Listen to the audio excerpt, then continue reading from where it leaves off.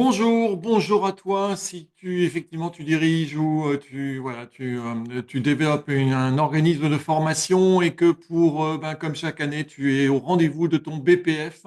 Et en fait cette vidéo parce que pour moi en 2025 mon BPF 2024 a été une catastrophe. En fait quand je me suis aperçu que j'avais répondu, j'avais tous les éléments intégré, sauf qu'en fin de compte, j'ai répondu tout simplement n'importe quoi. Donc aujourd'hui, j'en suis où? J'en suis que j'ai adressé un mail à l'adresse pour dire stop, voilà, il faut que je rectifie ma déclaration. Et donc j'ai reçu un mail et voilà, donc je vais pouvoir être enfin en mesure de pouvoir recommencer toute la déclaration que j'avais initialement mise en place. Donc, par rapport à ça, j'entends bien que l'État ait besoin d'avoir des éléments statistiques sur l'ensemble des fonds qui sont distribués au titre de la formation. Et de surcroît, nous, en tant qu'OF, voilà, on va être les petites mains pour pouvoir effectivement renvoyer ces éléments-là. Et avec des éléments qui sont parfois compliqués à intégrer. Par exemple, si je prends simplement la notion du chiffre d'affaires,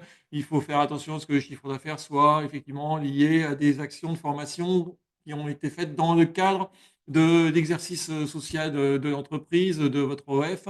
Il faut faire attention à ce que les cadres F1, F3 et F4 soient effectivement strictement égaux en termes de totaux, de nombre de stagiaires et d'heures de formation. Les heures de formation qui elles-mêmes sont multipliées par le nombre de stagiaires dans ce cadre-là. Donc, il faut exclure aussi toutes les formations qui ont été, donc pour lesquelles vous êtes intervenu en tant que sous-traitant. Donc, il ne faut pas confondre une action sous-traitée de votre côté et une action pour laquelle vous êtes sous-traitant.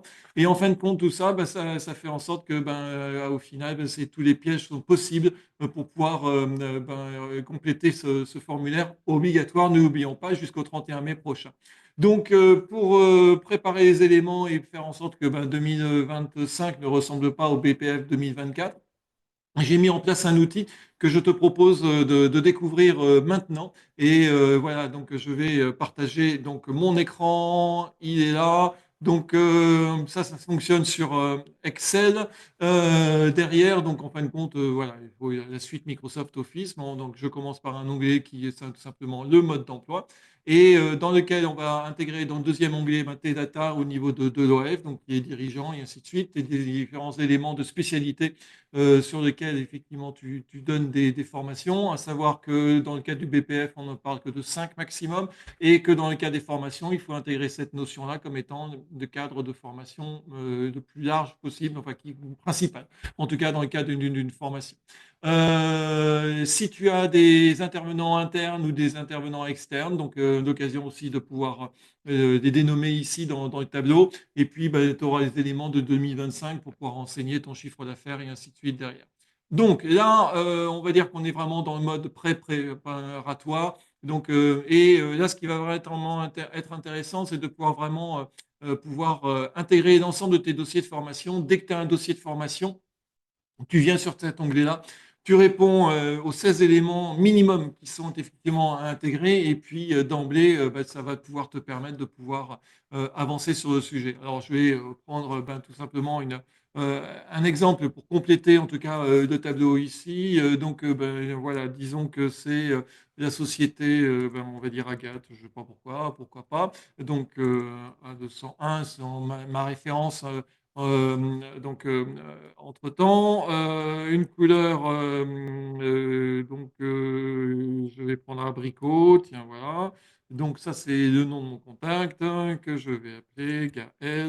Voilà. Ne me demandez pas pourquoi, mais c'est comme ça. Voilà. Donc, je fais faire une formation, je l'intègre. Le coût de la formation, 1200 euros. Je vais mettre là-dessus 120 euros 700 euros de frais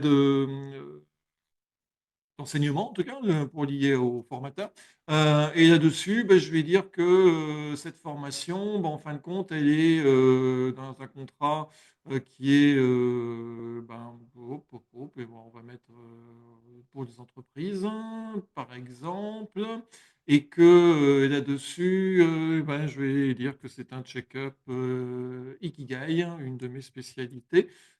Hop, check-up Ikigai. Voilà. Très bien. Alors, qui va faire la formation? Ben, c'est moi et en fin de compte, vous apercevez que là, pour le moment, c'est en orange, complètement à gauche. Pourquoi? Parce qu'il manque encore des éléments minimaux, en tout cas, pour pouvoir, faire en sorte que le dossier soit, nickel. Donc, je fais la formation en distanciel, je pars sur une base de 7 heures. La formation, bah, c'est autre formation professionnelle. Spécialité principale de la formation, bah, là, je vais mettre en bureautique, hein, très bien. Nombre de salariés, une. Et puis, bah, je vais non, c'est pas une salariée, tiens, on va considérer que c'est un particulier, qui paye sa formation, voilà, en dehors heu, ça pourrait être d'ailleurs dans le cadre du CPF, mais sauf qu'on ne peut pas faire d'ikigai pas dans ce titre-là, j'ai pas le RS qui va bien pour cela. Donc, là, a priori, tout est OK, donc, c'est vert de mon côté. Et si je vais directement dans l'onglet, bah, votre BPF, bah, à ce moment-là, bah, tout est intégré ici. On va, découvrir, donc, bon, alors voilà, il y a qu'une seule personne dans mon organisme qui dispense des formations. Je fais appel parfois à une autre personne et j'ai la ventilation des heures de cours qui ont été, dispensées. J'ai les éléments de salaire qui ont été, bien ventilés aussi, dans le cadre du bilan financier.